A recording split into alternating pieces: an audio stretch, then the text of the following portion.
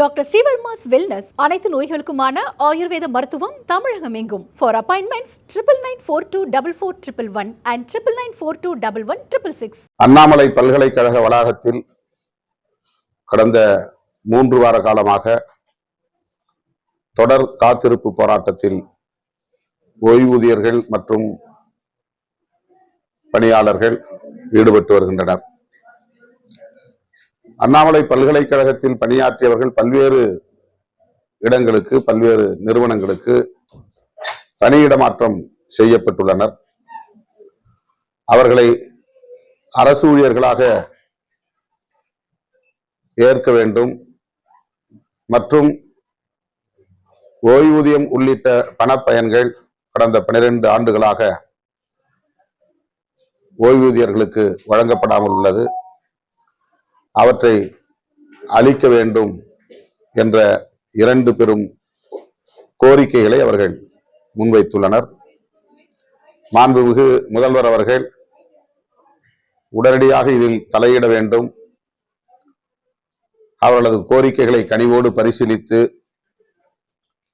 நிறைவேற்ற வேண்டும் என்று விடுதலை சிறுத்தைகள் கட்சி வேண்டுகோள் விடுக்கிறது.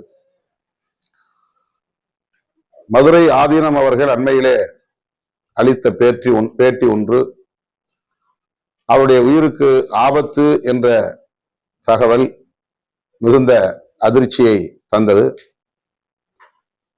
அவருக்குரிய பாதுகாப்பை அளிக்க வேண்டும் என்கிற எண்ணம் மேலோங்கியது.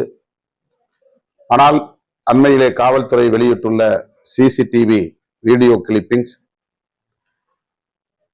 அம்மாதிரியான எந்த கொலை முயற்சியும் நடக்கவில்லை. அது ஒரு தன்னியல்பாக நடந்த விபத்து. அதிலிருந்து ஆதீனம் பாதிப்பின்றி தப்பித்திருக்கிறார் என்பது தெரிய வந்திருக்கிறது. மிக உயர்ந்த பீடத்திலே இருக்கிற ஒரு பீடாதிபதி, ஒரு மடாதிபதி சமூக பதற்றம் ஏற்படாத வகையில் பொறுப்புணர்வோடு கருத்து சொல்ல கடமைப்பட்டவர், வழிகாட்ட கடமைப்பட்டவர். சமூக அமைதியை நிலைநாட்டுவதில் அவருக்கு மிக முக்கியமான பங்கு இருக்கிறது. ஆனால் அவர் தன்னை கொலை செய்ய முஸ்லிம்கள் முயற்சித்தார்கள், இதற்கு பின்னால் பாகிஸ்தான் சதி இருக்கிறது என்றெல்லாம் சொல்லியது மிகுந்த அதிர்ச்சியை தருகிறது. இஸ்லாமியர்களுக்கு எதிரான வெறுப்பை பரப்புகிற ஒரு முயற்சியாகவும் இது இருக்கிறது. சிறுபான்மை மக்களுக்கு எதிராக இந்து சமூகத்தினரை, பெரும்பான்மை சமூகத்தினரை தூண்டும் வகையிலும் அமைந்திருக்கிறது. இரு சமூகங்களுக்கு இடையில் பகைமையை தூண்டும் ஒரு குற்றச் செயலாகவே இதை பார்க்க நேருகிறது. எனவே தமிழக அரசு அவருடைய இந்த பேட்டி சாதாரணமானது என்று கடந்து போய்விடக் கூடாது.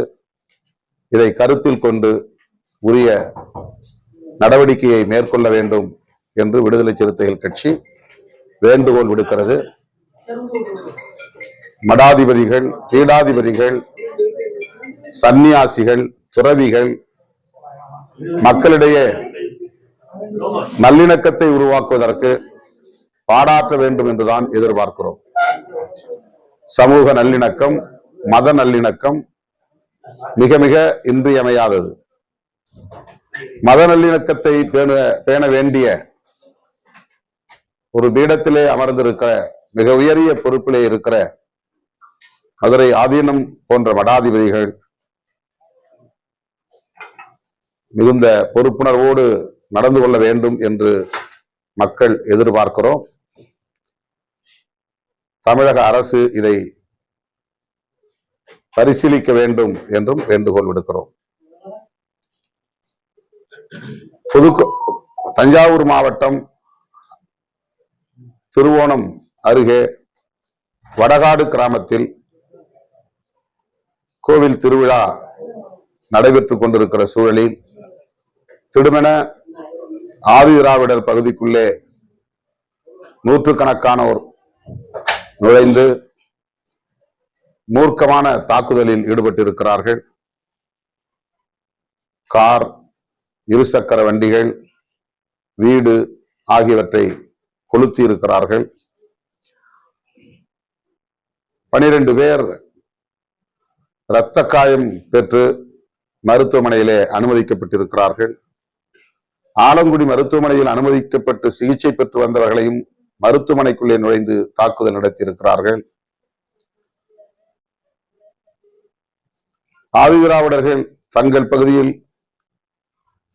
கட்டியிருக்கிற அடைக்கலம் காத்த ஐயனார் கோவில், அதற்கு சொந்தமான இடம் ஆகியவற்றில் தங்களுக்கும் உரிமை இருக்கிறது என்று 10 ஆண்டுகளுக்கு முன்பு பிரச்சனையை எழுப்பி அந்த இடத்திலே வந்து அவ்வப்போது தகராறுகளை செய்து நீதிமன்றம் வரையில் சென்று அது ஆதிதிராவிடர்களுக்கே உரித்தானது என்ற தீர்ப்பை பெற்ற பிறகும் தொடர்ந்து வன்முறையில் ஈடுபட்டு வருகின்றனர். முத்துமாரியம்மன் திருக்கோவில் தேரோட்டம் நேற்று நடைபெற்றிருக்கிறது. அந்த தேரோட்டத்தில் பங்கேற்று தேரின் தண்டுவடத்தை தொட்டு தேரோட்டத்தை தொடங்கி வைக்கிற பாரம்பரியம் காலம் காலமாக ஆதிதிராவிடர்களுக்கு இருந்து வருகிறது. அவர்கள் போய் தேரின் வடத்தை தொட்ட பிறகுதான், தேர்வடத்தை தொட்ட பிறகுதான் தேர் அங்கிருந்து அசைந்து வீதிகளுக்கு இழுத்து செல்லப்படும். அத்தகைய பாரம்பரியத்தை கடைபிடிக்கும் வகையில் ஆதிதிராவிட சமூகத்தை சார்ந்த சிலர் தேர்வடத்தை தொட்ட போது அங்கே வன்முறையில் ஈடுபட்டிருக்கிறார்கள். சாதியை சொல்லி இழிவுபடுத்தி இருக்கிறார்கள். அதனைத் தொடர்ந்துதான் ஆதிதிராவிடர் குடியிருப்புக்குள்ளே புகுந்து தாக்குதல் நடத்தியிருக்கிறார்கள். இந்த சூழலில் புதுக்கோட்டை மாவட்ட காவல்துறை வெளியிட்டுள்ள அறிக்கை அதிர்ச்சி அளிப்பதாக இருக்கிறது. புலனாய்வு நடைபெறுவதற்கு முன்னதாகவே காவல்துறை ஒரு நிலைப்பாட்டை எடுப்பது புலனாய்வுக்கு எதிராக அமைந்துவிடும். எது தவறு, எது சரி, எப்படி ஒரு வன்முறை தொடங்கியது, யார் அதில் வன்முறையை கையில் எடுத்தார்கள், யார் பாதிக்கப்பட்டார்கள் என்பதையெல்லாம் இன்வெஸ்டிகேஷன் என்கிற புலனாய்வு நடைபெற்று அதிலே ஒரு இறுதி முடிவை எடுக்க வேண்டும். அதன் பிறகுதான் குற்றப்பத்திரிகை தாக்கல் செய்யப்படும். இன்வெஸ்டிகேஷன் என்கிற ப்ராசஸ் தொடங்குவதற்கு முன்னதாகவே காவல்துறை ஒரு நிலைப்பாடை எடுப்பது அந்த புலனாய்வுக்கு எதிராக அமைந்துவிடும். காவல்துறைக்கும் கிடைப்பது ஒரு ஃபர்ஸ்ட் இன்ஃபர்மேஷன் தான். அவர்களுக்கு ஒரு தரப்பு தகவலை சொல்வார்கள். அந்த தகவலை வைத்துக் கொண்டு ஒரு இறுதி முடிவாக அதை அறிவிக்க கூடாது. இது போன்ற பதற்றமான சூழலில் காவல்துறை முன்கூட்டியே ஒரு நிலைப்பாட்டை எடுத்து அறிவிப்பது என்பது புலனாய்வுக்கு எதிராக அமைந்துவிடும். புலனாய்வுக்கு அது இடையூறாக அமைந்துவிடும். ஒருவேளை காவல்துறை சொல்லுவதே உண்மையாக இருந்தாலும் கூட இது புலனாய்வுக்கு எதிரான ஒரு நடைமுறை என்பதை சுட்டிக்காட்ட விரும்புகிறோம். ஒரு தரப்பாக மாறக்கூடாது. காவல்துறை அனைவருக்குமான பொது துறை. ஆகவே ஒரு கருத்தை முன்கூட்டியே உருவாக்குவது, அதை தக்க வைக்க முயற்சிப்பது, அந்த அடிப்படையிலேயே புலனாய்வை கொண்டு செல்ல வழிவகுத்துவிடும். எனவே புதுக்கோட்டை வடகாடு பகுதியில் நடைபெற்றுள்ள இந்த சாதிய வன்முறையில் 12 பேர் தலித் சமூகத்தை சார்ந்தவர்கள் பாதிக்கப்பட்டிருக்கிறார்கள், இரத்த காயம் பட்டிருக்கிறார்கள். அவர்கள் மீதும் வழக்கு பதிவு செய்ய காவல்துறை முயற்சிக்கிறது. இதை கைவிட வேண்டும். பாதிக்கப்பட்டவர்களை பாதிக்கப்பட்டவர்களாக மட்டுமே கையாண்டால்தான் நீதி பெற முடியும். நீதிக்காக காவல்துறை செயல்பட முடியும்.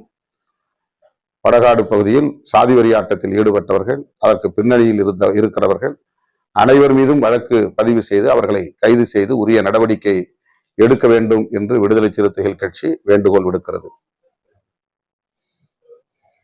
இது ரொம்ப அநாகரிகமான ஒரு அணுகுமுறையாக இருக்கிறது. காட்டுமிராண்டித்தனமான அணுகுமுறையாக இருக்கிறது. இதெல்லாம் எங்கே வரையறுக்கப்பட்ட விதிமுறைகள் என்று தெரியவில்லை. பரீட்சை எழுதக்கூடியவர்கள் காப்பி அடிக்க கூடாது, அதை தடுக்க வேண்டும் என்பது மட்டும்தான் அவருடைய பொறுப்பு, அவருடைய கடமை. தேர்வு எழுதுவதற்கு அறைக்குள்ளே நுழையக்கூடியவர்களை இதுபோல பரிசோதிப்பது என்பது சட்டப்பூர்வமானது அல்ல. இதனை விடுதலை சிறுத்தைகள் கட்சி வன்மையாக கண்டிக்கிறது.